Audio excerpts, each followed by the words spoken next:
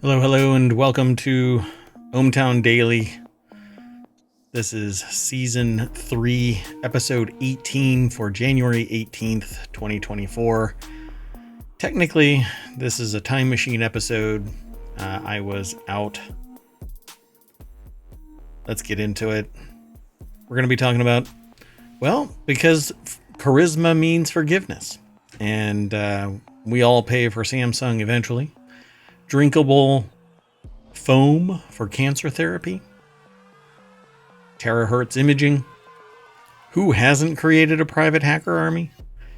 A name I haven't heard in a long time. Photonic Chip just clicks. Medical research needs to get high. Collectable Crash. And can't quit, you cell phone. Not for any amount, probably.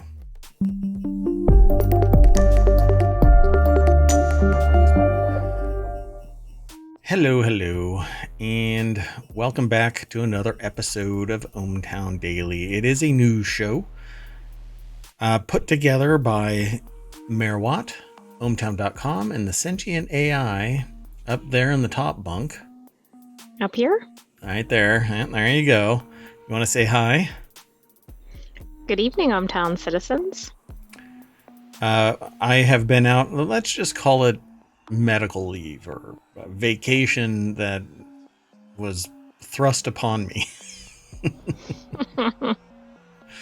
So anyway, I'm fine, but actually, never mind. So today is a time machine episode, and we are looking back at January 18th, 2024. Right after this show, we're going to get out of the time machine, do our January 20th episode, which is the live episode. And then we're going to go back tomorrow to the 19th and do the 19th episode, as well as the 21st episode and the continuity report. Today is 3 episodes as well. But you didn't mention Reality Hacker. Yeah, Reality Hacker is what it is. It's going to be tonight at 7:30-ish after we reset the time machine and get everything all situated, and then we start playing around with reality. So today we have all 10 of our articles all set up. Let's knock down these pins. The first episode, or the first article. Oh, let's see, I flubbed it right away. So the first article is in the continuity report. Kevin Hart's new action comedy becomes Netflix success. Despite negative reviews, Kevin Hart's new heist comedy, Lift, finds success on Netflix despite unfavorable reviews. Directed by F. Gary Gray, the movie follows Cyrus, which is Kevin Hart, a master thief who, alongside his skilled international crew, is recruited by the FBI to stop a terrorist attack from happening. Seems like it might be fun. And frankly, if you've got charisma and some beautiful people, you basically could punch a nun in the face right in front of her church and nobody would really get upset. But apparently, Screen Rant wants to draw some attention to it. I'm not quite sure. I'm going to give the name a try. I don't know if I'm pronouncing it properly. Boluwatife and Adeyemi is the author of this over at ScreenRant.com. I hope I did your name justice. If not, send me an email, mayor@ohmTown.com, and I will read it phonetically. If I flubbed your name, I will fix it. Anyway, despite negative reviews, Kevin Hart's new heist comedy Lift is the #1 global movie on Netflix with 32.8 million views and 58.5 million hours watched. So, is it a 2-hour long movie? 32. I mean, this is almost. Is it me, or is this almost like everybody watched it twice? No, that would be. Oh, no. I'm sorry. That's right. So if it's an hour and a half or so, hour and 45 minutes, then it's right. Everybody watched the full movie, roughly. Yeah. Sorry. Yeah. My match was bad. Just back off. Critics have turned Lift turned against Lift for its lack of originality and needlessly convoluted plot, but the talented ensemble cast delivers good performances. The success of Lift can likely be attributed to the enjoyment provided by the cast, particularly Hart, despite the movie's shortcomings. And that's basically it. If it's fun storytelling, who cares if it is quote-unquote derivative? It's a fun watch. And plus, who's watching a comedy heist movie to be necessarily like an Oscar-winning performance? I mean, it actually sounds intriguing just because it's heist comedy. You don't normally see that combination. Right. There might be some comedy thrown in there, you know, like Mini Coopers as the getaway vehicle or whatever. You know, this is the Ocean's 3, right? With a fun cast, but humorous. And Hart, I honestly, getting away from what's his name is probably Hart's. This is Hart's first movie without what's his name. God. I think you're thinking of another actor. No. Okay. Well, anyway, let's keep on going. So, hold on. I want to correct this because.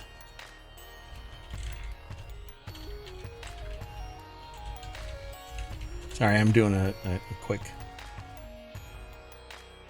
Right? Yeah, Dwayne Johnson, Central Intelligence.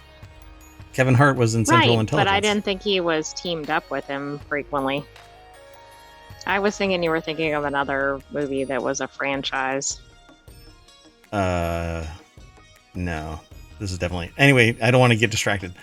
That's kind of how this works. Mayor Watt is easily distracted by... pretty much dust. So now, according to Netflix, Hart's latest movie sits at the #1 global movie on the streamer, despite the generally negative reviews Lift received following its release on January 12th. Yeah, I mean, it might be because people thought that this was going to be something else. I'm not sure. They say in recent times Hart's movies have not had the most favorable critical reception. Some of his more recent movies, such as the Netflix Me Time and The Man from Toronto, both of which I haven't even seen, have received dismal ratings from critics, and his latest offering isn't any different. According to the reviews, it's basically 31% on Rotten Tomatoes. But hey, they say the movie plays into all the common heist movie cliches and tropes, and there's nothing particularly novel or exciting that Gray brings to the genre. As if a fun movie is supposed to push the limits of ... You know, I just want to watch a good movie. You know, back in the day, movies like Police Academy were, to me, each successive one was basically the same thing, and it entirely was misogynistic but funny at the time. It definitely doesn't have legs. You know, nowadays this thing would probably never be shown. But it was derivative even internally, for crying out loud. But that's the thing, like, your viewers have to be knowing what they're signing up for. Sure. I don't think even a heist movie isn't necessarily, they're not, even without the comedy, I don't know that they're necessarily expecting something inventive. But this is a heist comedy. So what tropes are there in heist comedies? I can't even think of another heist comedy movie. I'm sure there is one out there, but every heist movie I can think of is an actual heist movie. It's not comedy. Yeah, I mean, something happens, somebody dies, there all kinds of stuff, right? There's always some revenge part of it. There's some turnaround is fair play element to it. Somebody isn't who they say they are, that kind of thing. Now I want to watch this. I want to watch this. I do because too. of the reviews. You know, I don't go out of my way really to watch Kevin Hart's movies, but this I'll go out of my way. Yeah. Okay, let's keep going. Choo choo. So the next article is over on the Mobile Channel. We could all be paying for Samsung's AI 2 years from now, and let me just say we're already paying for Samsung. I don't really have a grudge against Samsung, but let's just say I have history. Samsung devoted the vast majority of its latest unpacked showcase to AI. Everybody is. If you want to talk about trope and cliche, AI is pretty much where it's at this year. Even if the star of the show is still the Galaxy S24, Samsung wants all of its fans to hitch themselves up to AI bandwagon, just like Microsoft is doing with the next iteration of Windows. Even the current one is getting Copilot wedged into it. I was going to make a comment about its correlation to why I was not available on the 18th and 19th, but oh, there it is again. Anyway, but once you look at the fine print, the company may also need users to pay up for at least some of these or future features. The functionality, though, I just don't get it. Why is everything being tied to AI when it's spitting out AI is not ready. bullshit? Yes. Yeah, exactly. So Gizmodo.com is the source. Kyle Barr is the author. The deck statement says the Galaxy S24's AIification, which is going to be in the dictionary, will come at a cost to Samsung just in terms of raw cloud computing power and may eventually shift that cost to the consumer. So either it's going to cost you in a subscription service, or it's going to cost you at base phone cost, or overall something. This is how I see it happening. You're going to get used to the ATM, and then they're going to start charging you a transaction fee. That's how I see it happening. So what do they say in this article? Tech YouTuber Abba Matlock first spotted in a now deleted tweet via 9to5 Google that Samsung included a brief note on its press release for the new phone reading a Galaxy AI feature. I merged Galaxy AI into Galaxy. I'll be okay. Galaxy That's the knockoff version. the budget. It's the one that comes from no, I can't say it. I don't want to blast anybody who might be a sponsor in the future.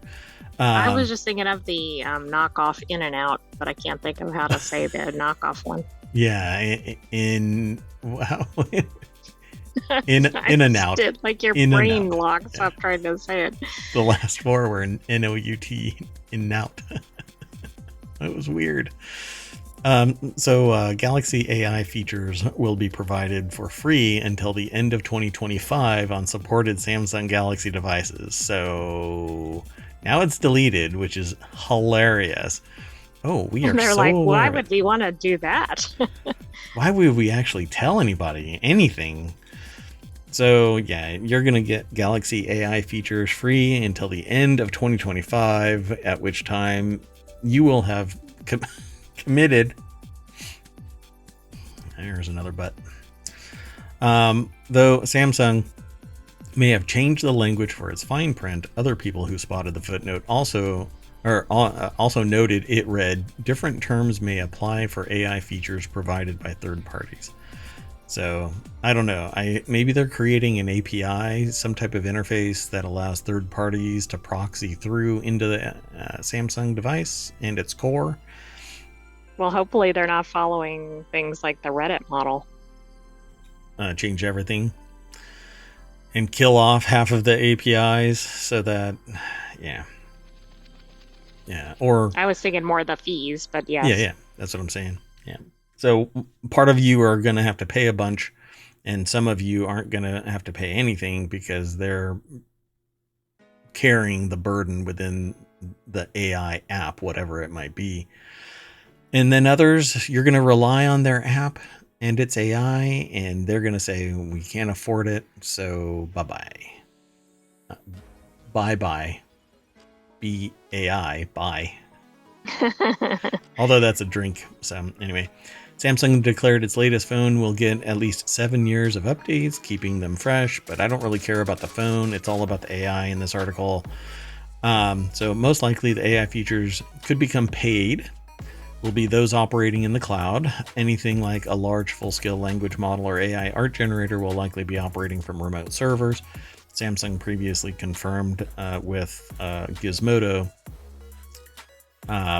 that the live translate and tonality writing tools on Samsung keyboard are operating on device. Okay, so that's it for this article. I don't know.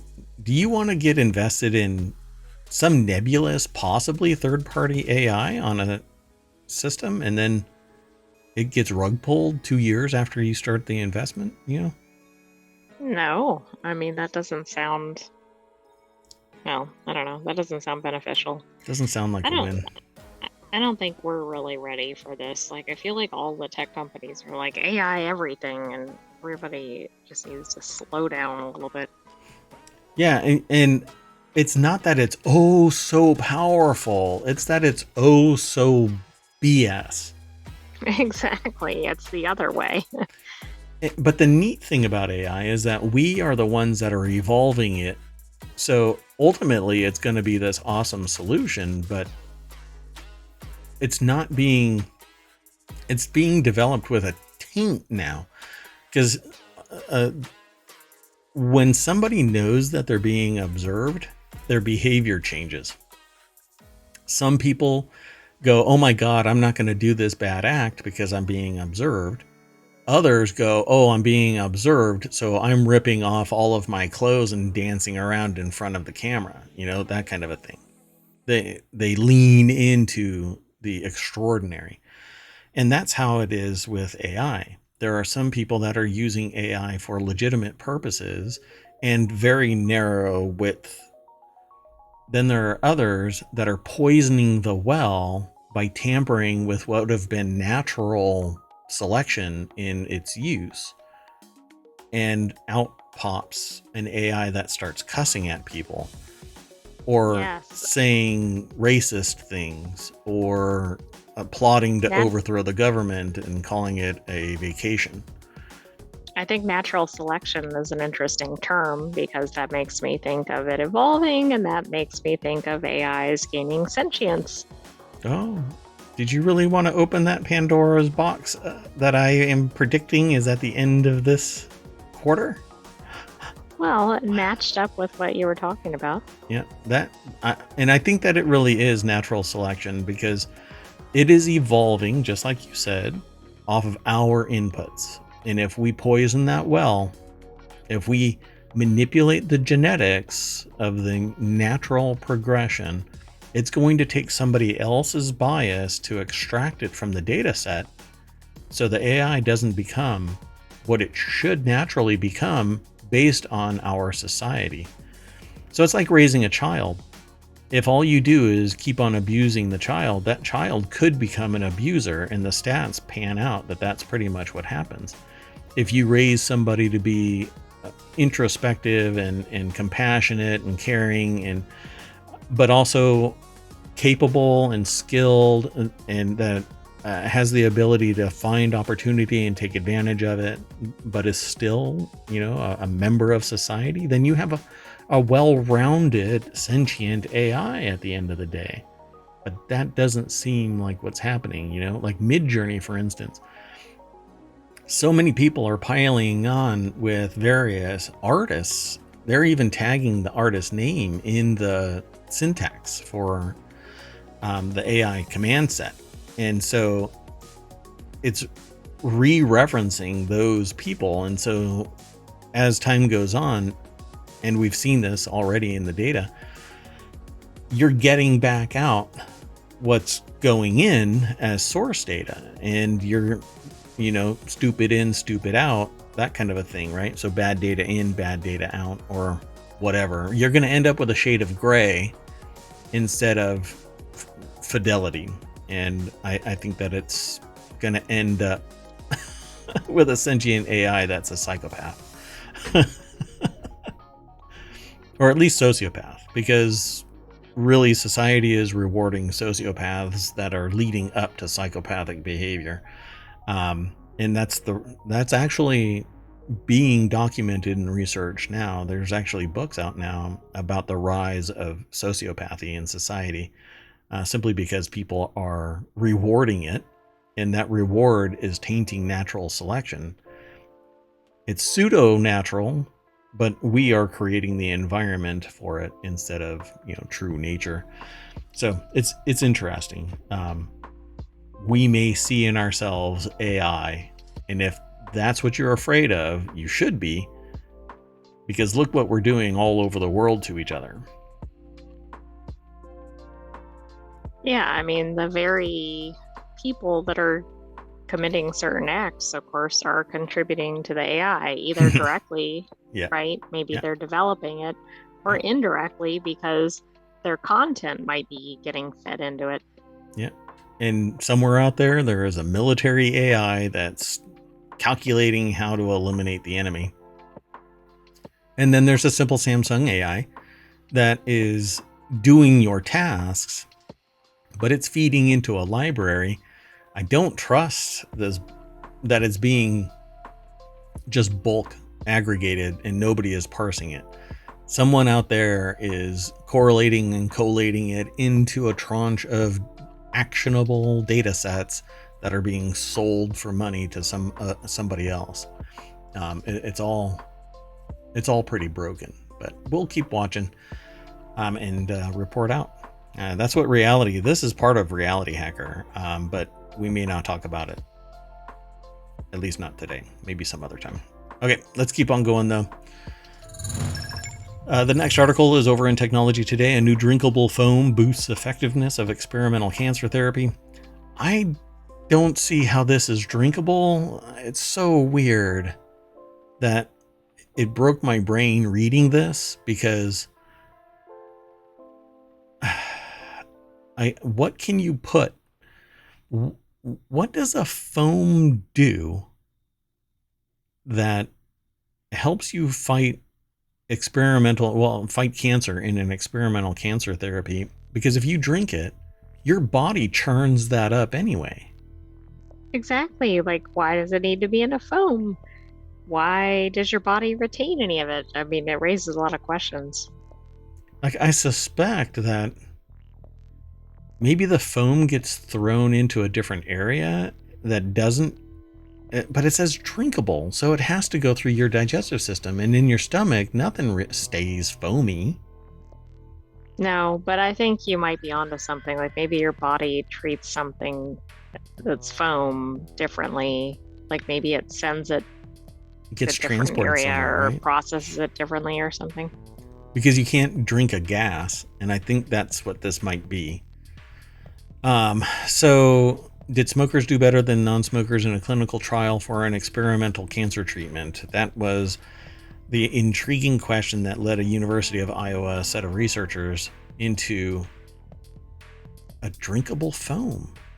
I'm just That makes me flabbergasted. think they did try to do some sort of gas-based, right? Because like people that could smoke or whatever, maybe they gave them something therapeutic. Well, let's see what they say. So this is a University of Iowa healthcare article that's posted in SciTech Daily.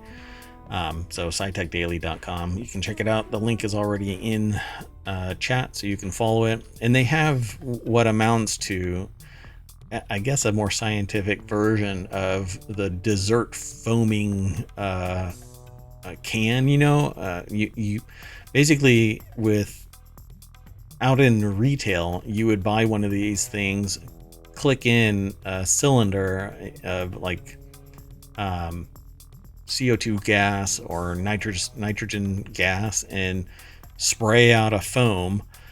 But this says a gas entrapping foam fused with carbon monoxide enhances the anti-cancer activity of autophagy inhibitors, which may help improve therapies for many different cancers. And that's what the picture is. It's from the University of Iowa Healthcare. But it's damn near identical to It the one you... looks really like those that you see chefs using. Yeah, I mean, there's That's one in very the... interesting, though. You said about the gases, so I guess the Yeah. foam then is allowing the gas to enter your body. Yeah, that must be what it is. So they asked this question, did non-smokers versus smokers do well? And that was the intriguing question that led University of Iowa researchers and their colleagues to develop a drinkable carbon monoxide infused foam that boosted the effectiveness of the therapy known as autophagy inhibition in mice and human cells. And the findings were published in Advanced Science. It's a journal. So researchers have known for several decades that autophagy, which is the cell's natural recycling system, is increased in cancer cells relative to healthy cells, suggesting that inhibiting autophagy might be a way to target cancer cells. And basically, so there's a system of recycling, but one of those elements is apoptosis, where the cell actually dies, but that's not what happens with cancer cells. It says here, however, results from almost 20 clinical trials testing autophagy inhibitors have been inconclusive, probably because they don't stop apoptosis, but you can also hinder their ability to recycle. And so they either die of starvation, but they don't actually, with apoptosis, they don't just die, they destroy themselves in the process of dying. So within those clinical trials, they found mixed results. There was some benefit, but many patients that there was no benefit, which really pushed researchers back to the drawing board. Searching for insight why autophagy inhibition only seems to work on sometimes, the researchers made a surprising discovery that smokers in 2 of the previous trials of autophagy inhibitors seemed to do better than non-smokers.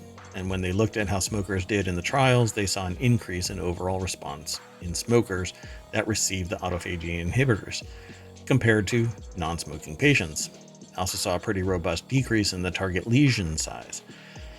So carbon monoxide boosts the anti-cancer activity of autophagy inhibition. So the team already had just such a platform to test their ideas. Byrne specializes in crafting gas entrapping materials, or gems, foams, gels, solids that are made from safe, edible substances that can be infused with different gas molecules. And for this study, they created a drinkable foam infused with carbon monoxide. I can see how this would work, because basically you would start absorbing carbon monoxide into your blood. It's interesting when mice with carbon monoxide was potentially toxic. It is. Although maybe that's the point. Well, yeah. I mean, most cancer treatments are. Right. I mean, that makes sense. Yeah. Simultaneously treated with autophagy inhibitor, tumor growth and progression were significantly reduced in the animals. The team also showed that combining carbon monoxide with autophagy inhibitors had a significant anti-cancer effect on in human prostate, lung, and pancreatic cancer cells in petri dishes. So this is not not ready for active treatment. Yeah, this isn't. Basically, they're showing in animals and in the petri dish that they can actually, or petri dish, however you want to pronounce it, that it's effective. But delivering this into a living human is a different animal, literally. So the results support the idea that safe therapeutic levels of CO, not CO2, but CO, can delivered using gems. Which is really interesting, because a bubble of a trapped gas, all it has to do is pop and the gas is released. Drinking a foam, all of that mastication is going to lead to, you chew the foam, you swallow the foam, your body it isn't a solid tube where it doesn't move. It actually squeezes and pushes the stuff through your whole system. It's popping those bubbles like crazy. How it gets into your system would be quite impressive. So I don't see how the gas actually can persist. Maybe a gel or a more solid element that traps the gems. Like a pill that has the gem inside it that expands with like a time release or something. Yeah, something. So it'll be interesting to see how this actually works out. But they don't give any stats, but they point to other other research documents that reference the data. But we don't have we don't go into that stuff. But they don't talk about the results in a numeric sense. They just reference that it was significant. But hey, if it works, it works. Quite intriguing. And it's cool. I love the idea of people just, again, waking up one day and going, let's make a drinkable foam that boosts the effectiveness of experimental cancer therapy. Yeah, we talked about another one where there was, I can't remember what day it was. You'll have to go back through all nearly 800 episodes of ohmTown Daily and find the articles that we were talking about. Not you, AI, but you, dear listener. Go back through all of us, all of our articles, and go, which one were they talking about a cancer treatment that suppressed the cancer by stopping its chemical biological clock from ticking so that it thought that everything was fine, and so don't grow. Yeah, somewhere in our library is a discussion of that as well. So good luck finding. Good luck. Let's keep going. The next article is over in the Mobile channel. Engineers develop Terahertz Imaging system capable of capturing real-time 3D multispectral images. So terahertz waves can penetrate opaque materials and provide unique spectral signatures of various chemicals, but their adoption for real-world application has been limited by a slow speed, large size, high cost, and complexity of terahertz imaging systems. Basically, the frequency is so high that it penetrates various levels until either a sensor picks it up on the other side. It's kind of like CT. Or it attenuates to the point where it's no longer pushing the signal through. So the problem arises from the lack of suitable focal plane array detectors, which is what I'm talking about. Components that contain radiation detectors used by the imaging system. It's kind of funny. I hadn't even read that yet. So yeah, that's kind of the problem with any radiation-based imaging system, is it has to go all the way through to a detector. I'm one of those people that say that I can actually feel the beam being emitted through things like CT, MRI, X-ray. CT is basically X-ray, and I had somebody actually chuckle at me once, and they're like, "It's a CT," and I'm like, "It's emitting radiation. It's ionizing radiation," and the person continued to just kind of mock me, and I'm like, okay, I know exactly where this beam is going, and because I feel like I sense it, and she basically said no, and I'm like, all right, well, go look up what ionizing radiation from CT is, and yeah, that's exactly what it is. Correct me if I'm wrong, scientists. Go ahead. Happy to be taught a lesson. Anyway, UCLA Engineering Institute for Technology Advancement put the article together for phys.org, and it says a research team led by Mona Jarahi and Adogan Ozgen, both electrical and computer engineering professors at UCLA Samueli School of Engineering, has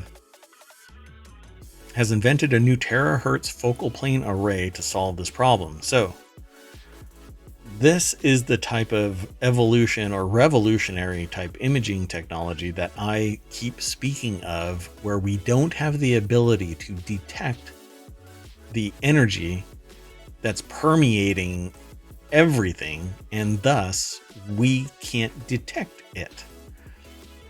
So when they actually do develop the sensor, which is what these two actually did, now you have the ability to pick up what you can process the signal now.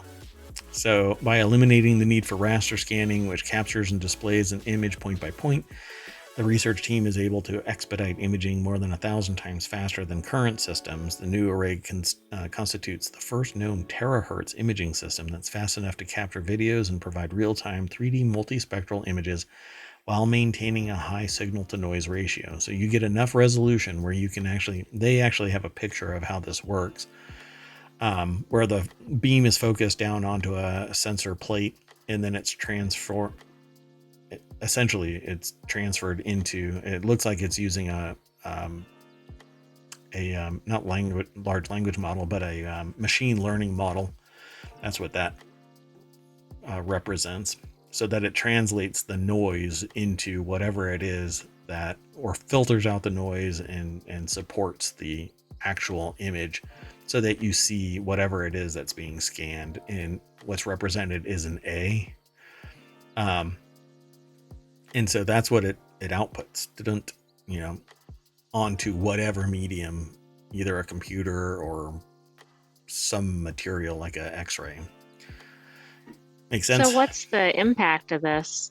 Not really, but what's the impact of this? Like, does it mean that they can get patients scanned more quickly, or they'll have higher resolution so that they can diagnose and treat better? Like, all of that at multiple levels. So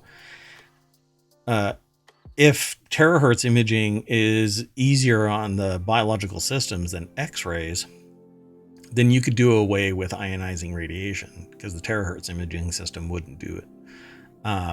So by eliminating the need for faster for raster scanning, which is, it goes over it again and again and again, line by line, and that's what they're talking about, point by point.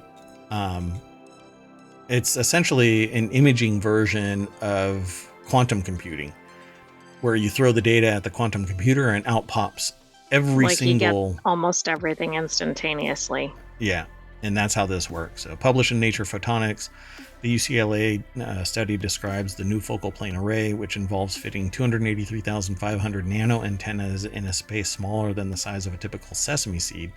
The array is capable of providing spatial amplitude and phase distributions, as well as an imaged object's temporal and spectral data directly, thereby bypassing the need for raster scanning. So it only just basically pops it all out all at once within the focal range of whatever the terahertz imaging system has put together.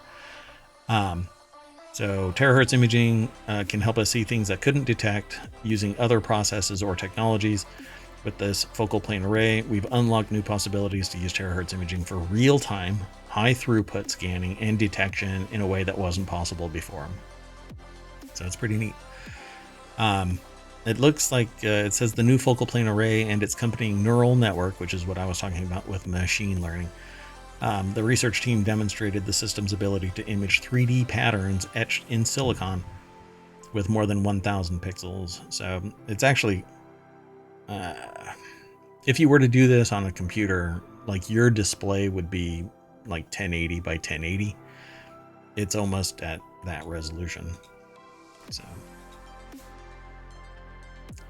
pretty good, essentially. So the relatively low energy of terahertz photons and their ability to penetrate through many opaque and non-conductive materials make terahertz radiation promising for a variety of applications. These include medical imaging, which is typically ionizing radiation, which damages cells and potentially causes cancer with too much; security screening, pharmaceutical or agricultural product inspection, which penetrates various layers so that you can see if something is buried inside it. Even like if you were to scan something with terahertz, like a head of lettuce, you could see if there's a bug in there. And it would actually show, because it changes which in they density. probably can't detect now. Right. Yeah, I don't know if there's much more in this. There is that, but this level of minutia, I think that you can go over and take a look at it yourself. Follow the link through ohmTown. I think you'll appreciate it if you're into the science aspect of our shows. Just one more note at the bottom. They were commercializing the product, which is good. So maybe it'll get out there for actual usage. Wait, let me... They are commercializing. Yeah. The technology is being commercialized by Lookin Inc. Lookin Inc. It's funny. Okay, so the next article is over in ohmTown Daily. If you want to say something, you're doing okay over there, AI? Everything good in AI land? Yes. Okay. So the next article is over in ohmTown Daily. That's the show, but it's also a channel over on ohmTown.com. It does gather quite a bit of data. The show is holistic and takes into account all 50 channels over at ohmTown.com. So if you're only interested in certain data that comes out of ohmTown Daily, then you can follow just that channel. Well, over in this channel, China raises private hacker army to probe foreign governments. And this is what today, our time travel is back to 8 p.m. on the 18th. I think we've been here for 40 minutes. So basically, this is the 8:40 No Shit News. China raises private hacker army to probe foreign governments. And I titled this, "Who hasn't created a private hacker army?" Yeah, nobody. Everybody. Now, the only difference is that China, when they refer to China raising it, they're talking about the Chinese Communist Party or the government itself, right? Right, not the people that happen to be Chinese or living in China. Yes. Right. Well, and not even companies per se, but right. The Chinese government is hiring people to hack. Whereas here in the States, it's typically referred to as contractors working for businesses that have agency through contracts delivered by. And the standing order will always be, no, we don't hack. We don't act, or I should say, we don't hack offensively. We hack defensively. But that's a bunch of gobbledygook that basically says we're not going to tell you we're hacking. Well, because then you can't stand on, like, hold a sign. You have to hold a sign up at some point and go, how's the weather up on your high horse? That kind of a thing. Until you're found out that, yeah, you too are hiring hackers. But there are hackers all over the place. A 2021 cybersecurity law encouraged hackers in China to report loopholes in foreign government computer networks. And that's kind of... I mean, this is a little different than somebody hacking, right? This is like, basically you're required to go do this, because how are you going to report it if you're not doing the activity? Yeah, and so just a little bit of knowledge here.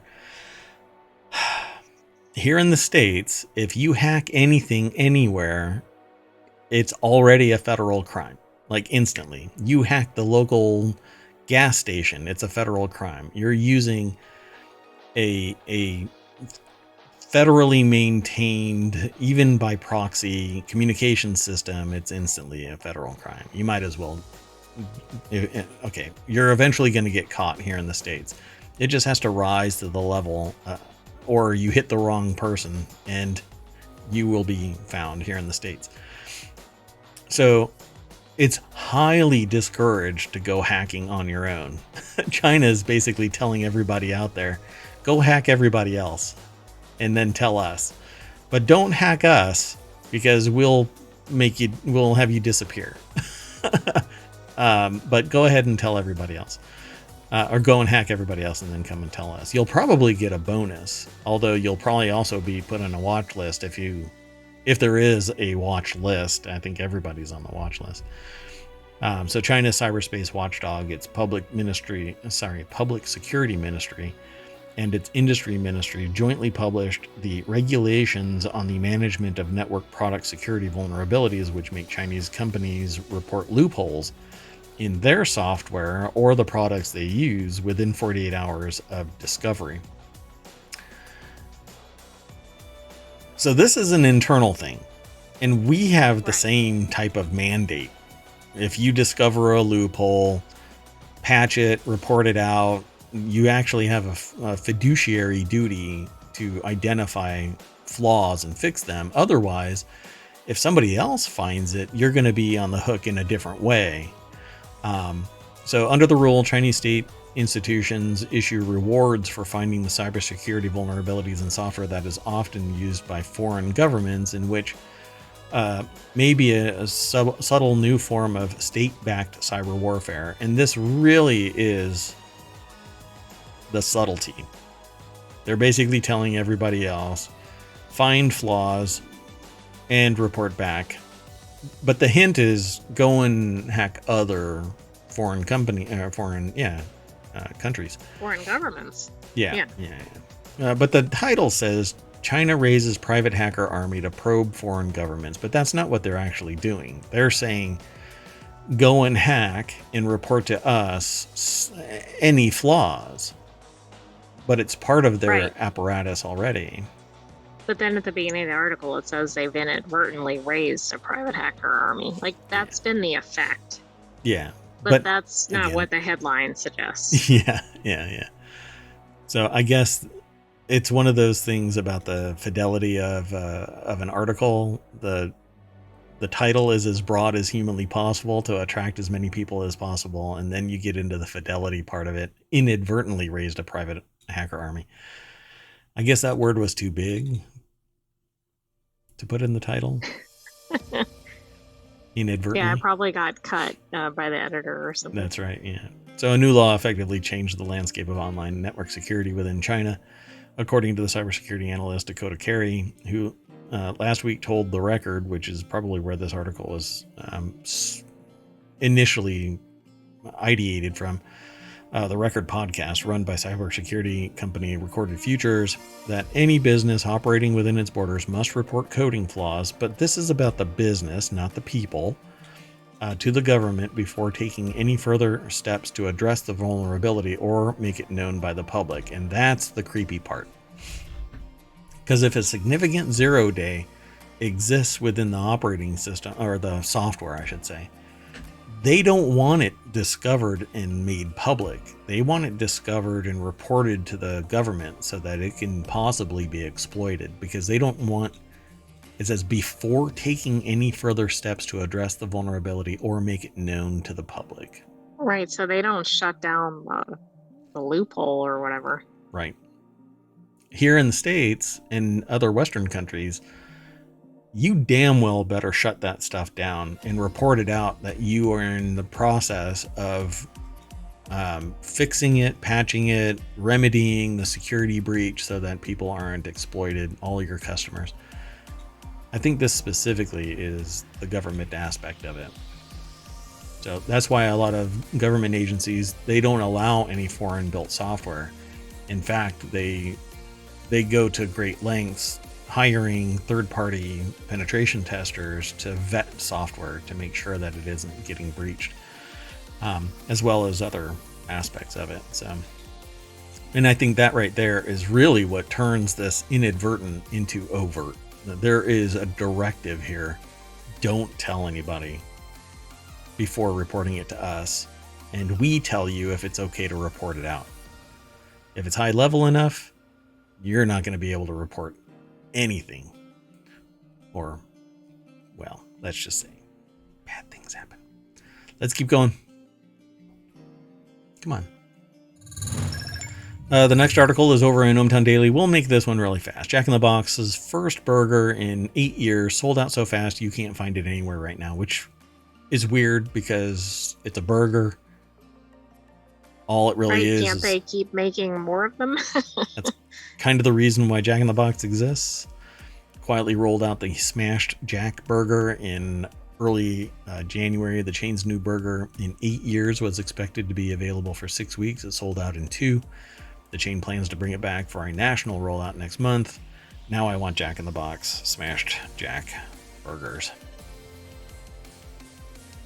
Let me throw this into the... Oh, wait. I have to throw that other article into the chat. There you go. And this one into the chat. There you go. So the article's over at Business Insider. Nancy Luna and Annetta Constantinides, I guess. Constantin. Oh, man. I'm sorry. Constantinides. Sure. So if that's it, that doesn't look very smashed. No, it looks like a regular burger. Yeah, but it says Jack in the Box Smashed Jack sold out in 2 weeks. It returns to menus in late November. But that does not look smashed at all. Usually with a smashed burger, the edges it's a little bit thinner than this, a little bit thinner, and the edges are crispy as Like all real get out. jagged, right? Yeah. This doesn't look smashed at all. It looks like a Jack in the Box burger. I bet you that's what that really is. I don't know. We didn't look up what the smashed Jack looks like, but anyway, the chain's new burger was supposed to be 6 weeks, but it only lasted 2. Let's see. They just say it's sold out. Nearly impossible to find.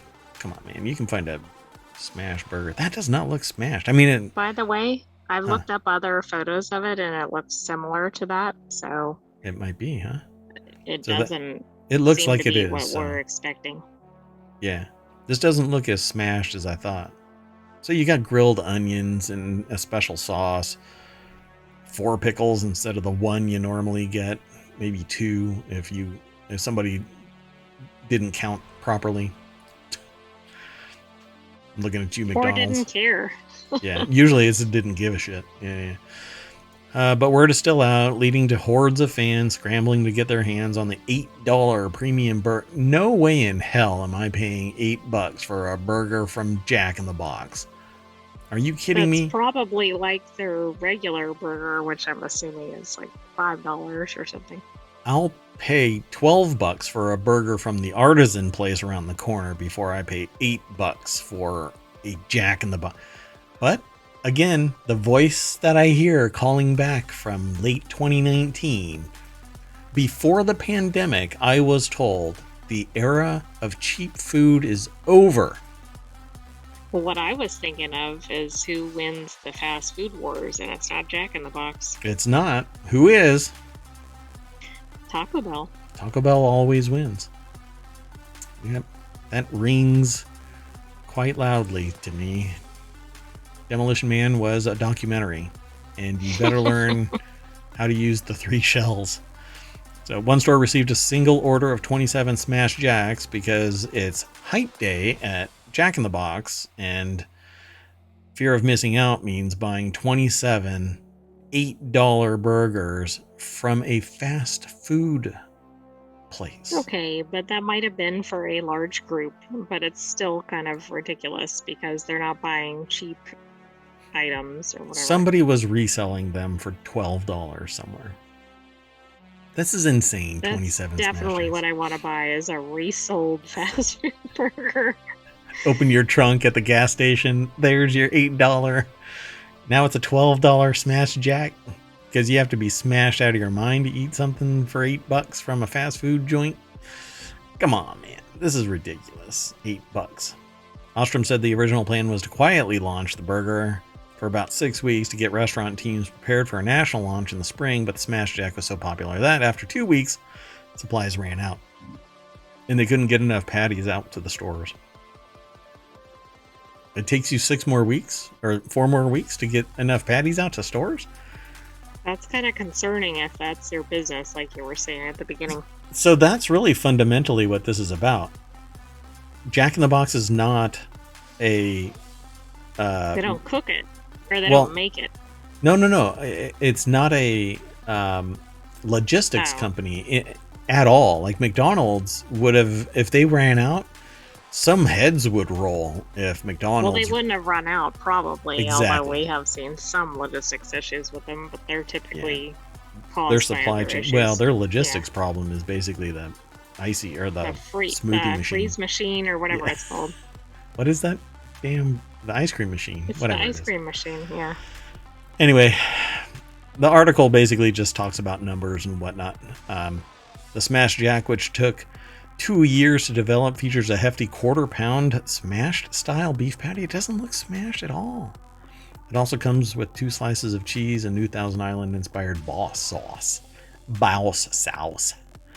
See, now I'm actually craving it, but I don't want to pay $8 for a damn quarter pounder. It has a brioche bun. It might be worth the $8. Dear God. Okay, maybe it is worth it. It's actually the biggest patty we have. It's also juicier. Quick, throw moist in there. A double Smash Jack. Oh my God, they're taking on In-N-Out. Nout. Oh, the studio door is open, and so I think I'm getting some echo. That's okay. Not a big deal. Anyway, there's a whole lot more over at this article, but our time machine is starting to warm up, so we need to keep on moving. The next article is over in Technology Today. Revolutionary. See, every episode I flub one thing really bad. Revolutionary Lego-like photonic chip paves way for semiconductor breakthroughs. Integrating photons into electronic chips enhances bandwidth and improves filter control. Researchers at the University of Sydney Nano Institute have developed a small silicon semiconductor. So the article is from University of Sydney, but it's published over at SciTech Daily. So brace yourself for a tech dive. I'm not going to go really deep into this one, but essentially it's a photonic chip. Light doesn't generate as much. I hesitate to say none because I don't truly know if photons themselves don't have the ability to create heat in any way, shape, or form, but basically the transfer of anything from one place to another is usually exothermic, so it creates some energy or some heat. Merwatt, don't focus on that. Expanded bandwidth means more information can flow through the chip, and the inclusion of photonics allows for advanced filter control, creating a versatile new semiconductor device. So you don't get that resistance, and you don't get the ability for like an electron to hop from one place to another. So you can get a whole lot closer if the photonic chip can send the data down a line. It'll be smaller, and there's no information leakage, and you can turn it on and off faster. The chip is built using an emerging technology in silicon photonics that allows the integration of diverse systems on semiconductors less than 5 millimeters wide. So we're down actually to around 4. Pro Vice Chancellor Research Professor Ben Eggleton, who guides the research team, likened it to fitting together Lego building blocks. I'm not surprised that the only place that ever refers to Lego as Lego building blocks is the Science Journal. Exactly. Science Everybody website. else gets it wrong. This is the most deep science news website, I think, that we aggregate. And they're the only ones that reference it properly. It is not Legos. It is Lego building blocks. Anyway. Hooray, SciTech Daily. Thank you, SciTech Daily. Us pedants really do enjoy a good, accurate and precise phraseology. Beep. Anyway, where new materials are integrated through advanced packaging of components using electronic chiplets. So that is the main new thing here, is that they're packaging it using a certain methodology, and the photonic integrated circuit actually functions within that new framework. The combined use of overseas semiconductor foundries to make the basic chip wafer with local research infrastructure and manufacturing has been vital in developing this photonic integrated circuit.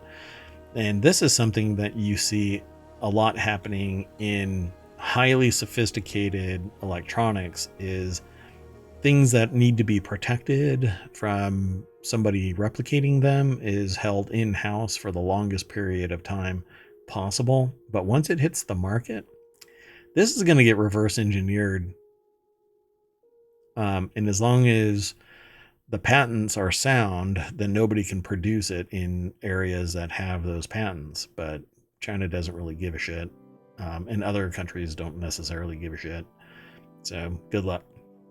Anyway, the strategic importance and local impact. He said the invention means that work at Sydney Nano fits well with initiatives like the Semiconductor Sector Service Bureau, or S3B, sponsored by the New South Wales government, which aims to develop the local semiconductor ecosystem. It's rather protective, kind of, but when the inverse of this is it's going to get cloned by a company and a country that does not care about your intellectual property rights, Right, then I kind of get that. Yeah, I you have also to circle think the the wagons. more this kind of technology is developed, probably the better for everybody. Right, Yeah. then we're not all relying on one source Yep. And or a so, few I mean, sources. there's a lot of argument about this, but that's what a patent is for. You get to develop it for a certain amount of time, and then it gets released into the wild, and you have to compete. It's supposed to promote the competition while still benefiting the fundamental research. Incentivizing innovation. There Right. you go. That's the proper thing. Thanks. So, Dr. Nadia Court, director of S3B, said this work aligns with our mission to drive advancements in semiconductor technology. And I think that that's basically where they end up talking about this more and more about the specific people. But for this show, we're more interested in the technology itself. There will be another show that talks more specifically about the people, the culture, the science, the tech deeper dive. Like Technology Today would be a specific show just about this higher tech concepts. Okay, so we've got 3 more articles, and then we're going to transition out of our time machine. This next article is over in the Mobile Channel. Helium is essential for research medical equipment, but it's non-renewable and difficult to recycle. And I titled this section, Medical Research Needs to Get High. It's helium. I remember wondering which article that related to. So the next time you pick up balloons for your big party, remember that helium, a gas in those balloons, is destined for the stars. Helium is so light that it easily escapes Earth's gravity, and all helium will eventually make its way into space. Like fossil fuels, helium is a limited resource. We have apparently been at peak helium for a considerable amount of time now. It's getting harder for researchers to obtain it.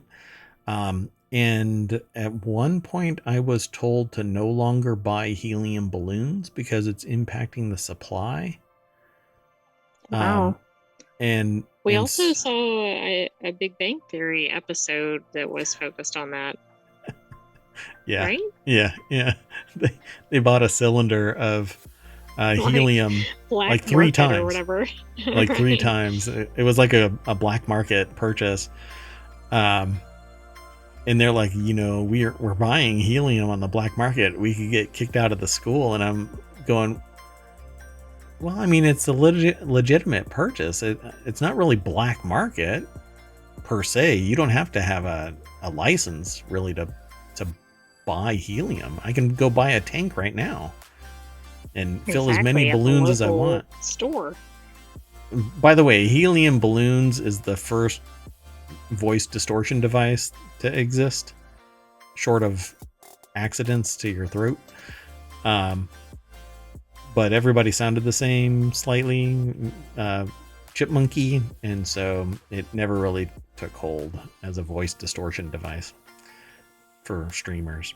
Now you have to have voice mod. Yeah, but think of that, we're preserving helium. Oh, there we go. That's right. Yeah. The article is over in phys.org by Nicholas Fitzke from The Conversation. And so they have a little chart here, and it here's the thing about this. There's a category called Other, and then Balloons and Blimps. So this is a pie chart. MRI takes 30% of the known helium use. Welding takes 9%, and that's yeah, I'll just say okay, welding. Fiber optics and semiconductors takes 9%. The other is 15%, which is actually probably college student. No, I'm not quite sure what all is in the other. Maybe they describe That's it late. probably, they don't know. Like, it's just going into the supply chain, maybe. Sure. Science and engineering is 20%, and balloons and blimps 17%. Balloons and blimps. I'm not quite sure if they mean like helium balloons. There's that much being put into helium balloons. That's concerning given the essential nature of MRI. Yeah. Yep. They really need to like put an advertisement on line or on TV with this chart, because I don't think people are aware of this. Maybe I can. Well, I can't make it a thumbnail because it's from the conversation. So helium shortages have become an acute problem for many researchers since early 2022. A variety of factors have put pressure on the global helium market, including a potential sale of the U.S.'s publicly held helium reserves and production infrastructure, sanctions against Russia, and a series of breakdowns at helium plants. We'll fix that shit. 4 helium shortages have occurred over the past decade, and these disruptions affect several high-tech industries beyond inflating balloons. Helium plays a part in welding for certain metals. So the reason why you use helium, it's an inert gas that shields from oxidation, and so you can use that in welding.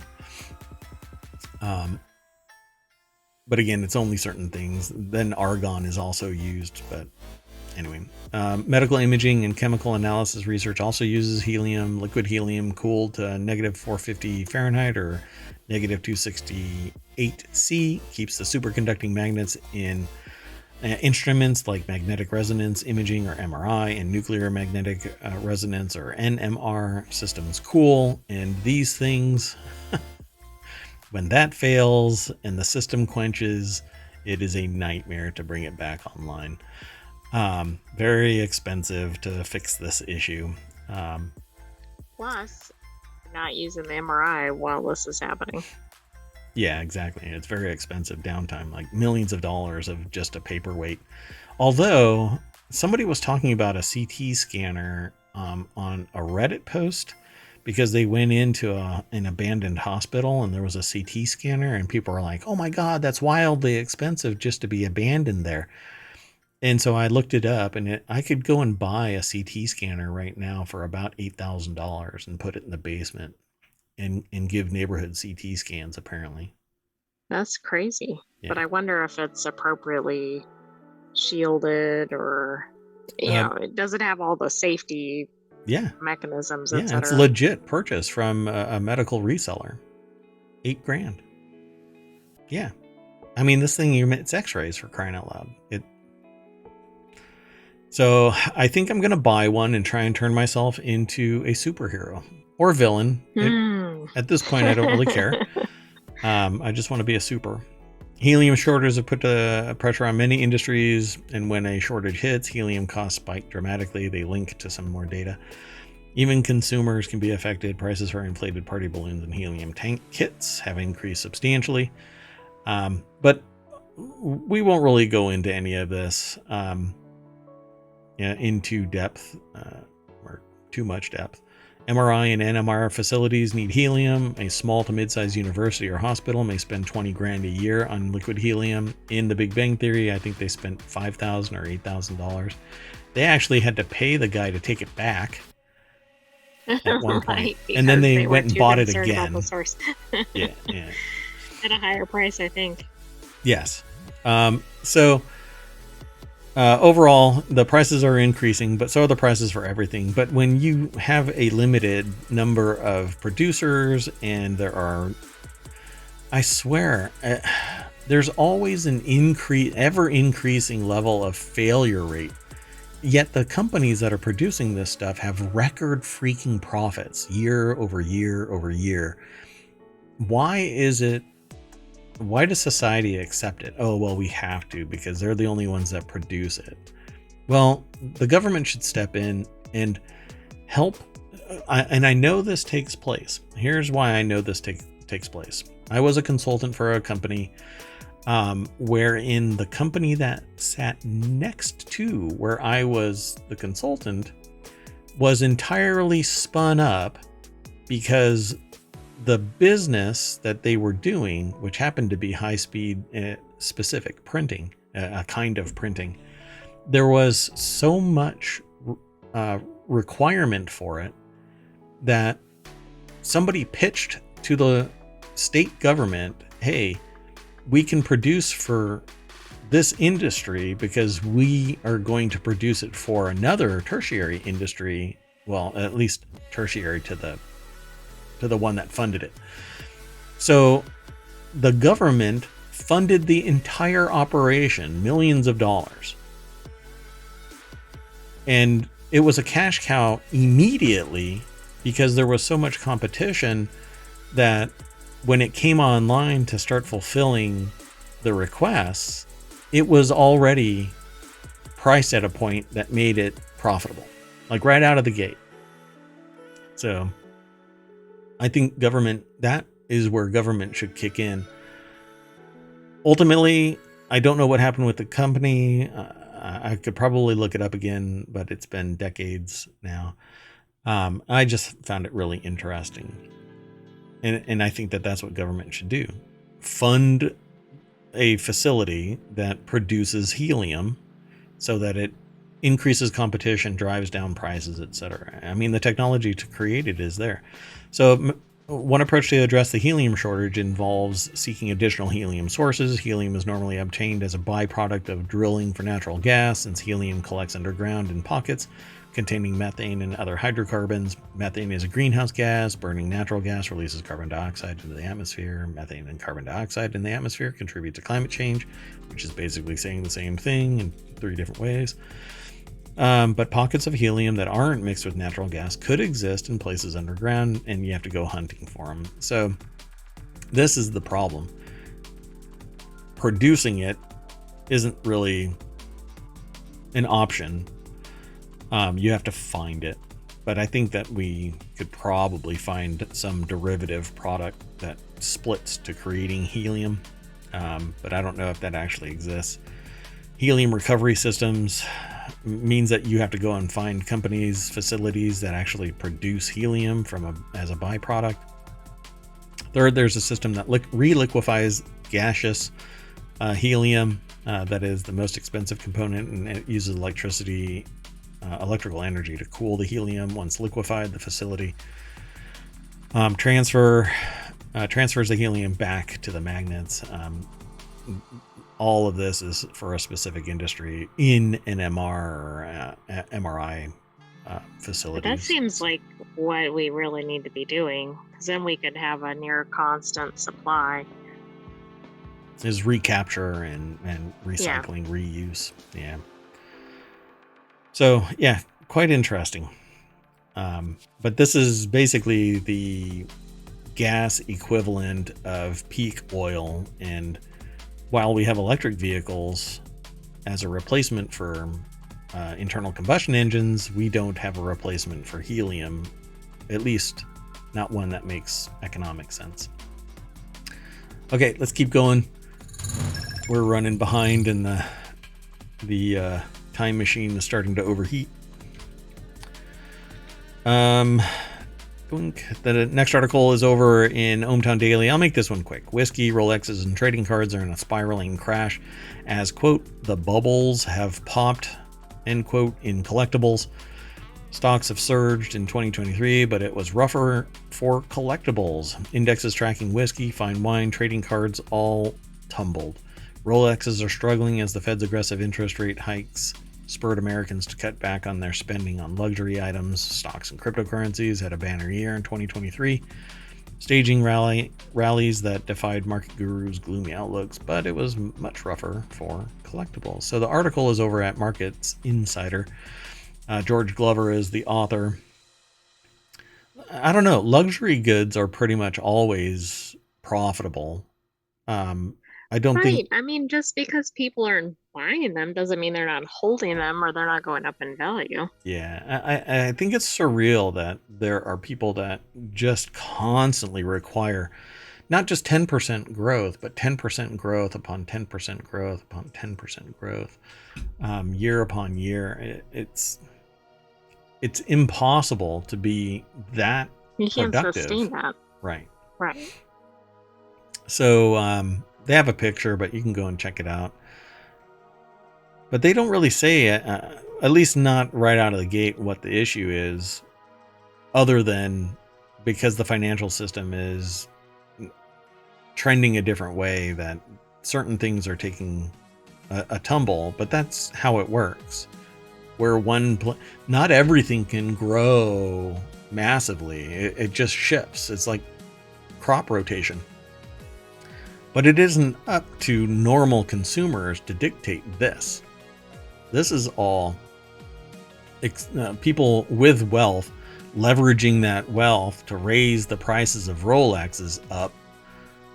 The supply chain, the raw material supplier that leads to Rolexes jacking the price up. It is the elasticity of demand concept at play. Prices are going up, people start backing away, and so the prices drop a little bit until people start hitting that same projected growth rate of like 6 to 10%, and then they raise the price again as we approach that 10%, and then it drops back down and they're happy with the 8. And that's how it is for all of this stuff. Until somebody goes, I want to corner the market on Chanel bags, and they start buying up the supply and reselling it somewhere. And it's usually, wildly wealthy companies that. Well, and the brands, I think, contribute to this, right? I mean, Right.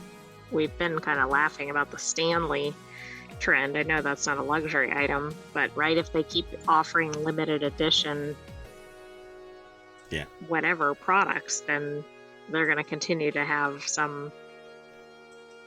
Well, at $230, I'd say it's a Right. luxury good. I had a conversation Well, that's today. true. I had a conversation today with somebody that had a Yeti, but had 2 Stanley bottles unopened, still sitting there. And they're like, I haven't even bothered because, and I don't want to dox them, but they basically just said, I have no need for opening them right now. So they're just still sitting in their containers. And somebody else said, I don't have a Stanley either. And I said, well, I guess you're a slacker. You need to go and fight people and get your Stanleys. So collectibles are still in demand. This might have taken a tumble, but it'll bounce back. Sports and trading cards, whiskey, fine wine. There's no way in hell that fine wine is taking much of a tumble. Basically the cream of the crop. It's just not as exorbitant interest or whatever this year. Yeah, exactly. Or last year. Other local alcohol-based collectibles also suffered last year. Fine wine 1000 index tumbled 14%, while its champagne 50 fell 18% after doubling between the start of 2020 and 2022. So that right there is what I'm talking about. It is the ebb and flow and equalization, or what do you call it? Where it's sustained. Like the pendulum swinging, or? Well, it finds like stasis. Stasis. It finds its stasis at some point because it can't keep doubling. It can't. There are some things. The timing here is interesting, right? I mean, start of 2020 to the end of 2022. What was happening during that time frame? People were at home and they were bored, and they're like, "Let me buy some wine." Yeah, I'm gonna get drunk. Luxury watches, that is actually still booming. There are people that are making tons of money spinning up their business on Rolexes and then hyping it up on YouTube. Watch Charts overall market index, which tracks the price of 60 luxury timepieces. This is a thing that monitors 60 luxury timepieces. Dropped 13% over the past year, with models from each of the big 3 of Rolex, Philippe, and Audemars Piguet. I don't even buy these. Whatever. I'm just going to leave it alone. No, this is still, luxury watches is still a profit market. It's just contracting to the people who can weather the ebb and flow of fear of missing out on a particular luxury good. Got to keep up with the Joneses, that kind of thing. Okay, I got to keep going. Our time machine is about to combust. Set itself on fire. The next article is over in Hatch Ideas. A company will pay you $10,000 to give up this everyday object for just 1 month, but you might feel uneasy about it or without it. It's a new kind of dry January is the deck statement, but I'm sorry. this thing that they're talking about, you just drop that into the chat. The thing that they're talking about, yeah, it's your cell phone. Amanda Breen over at entrepreneur.com put this article together. God, it's always making me nervous whenever that pops up, because that Google login. New York-based yogurt company Siggy's Dairy is offering $10,000 to 10 participants to give up their smartphones for a month as part of the Digital Detox Challenge, a campaign designed to encourage a simpler, distraction-free lifestyle, according to Fox Business. This is being reported, though, by entrepreneur.com, so I'm giving them credit. Embracing the spirit of a new kind of dry January, the company known for its Icelandic skier is urging... Yeah, that's their yogurt. Yeah. Oh, okay. Is urging customers to give up one of modern life's most ubiquitous devices. They talk about this kind of thing, but they want to say, get off the grid. Each participant will receive a lockbox to keep their smartphone out of sight and out of mind, along with a flip phone equipped with 1 month prepaid SIM card, just enough to stay connected with the outside world. I wouldn't need that. Right, so you're not totally detoxing. Yeah. I guess they're doing that for emergency purposes. I suppose. Hey, Siggy's. Siggy, I will do it for $10,000, and I won't even need your phone. Whatever. This emergency phone, I wouldn't need it, right? If I need to make an emergency call, I'll use my watch, but I'm not getting calls via my watch. You're a psychopath if you do that on the regular. And I'll turn off the cell functionality of it. But yeah, send me the check. The goal of the program is to show people the benefits of going digital free. And oh, wait. See, they're saying digital free, but what about computers and tablets and other devices? Right. I mean, maybe they don't want you to use your phone, but you could. Yeah, it's interesting. Siggy's is good. I didn't know it was called Skier though. Anyway, the goal of the program is to show people the benefits of going digital free in hopes that they can start a new healthy habits in 2024 and beyond. Christina Grosiek, Siggy's director of PR and digital strategy, told Fox. So 10 people get $10,000. I'm on board. The AI is on board too. You know why? Because they are an AI.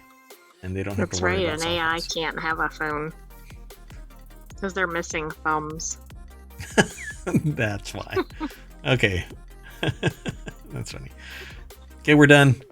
Back into the time machine. Actually, for everybody that's on the party, walking around down the streets of downtown ohmTown, back onto the party bus, all the way back to Main Street.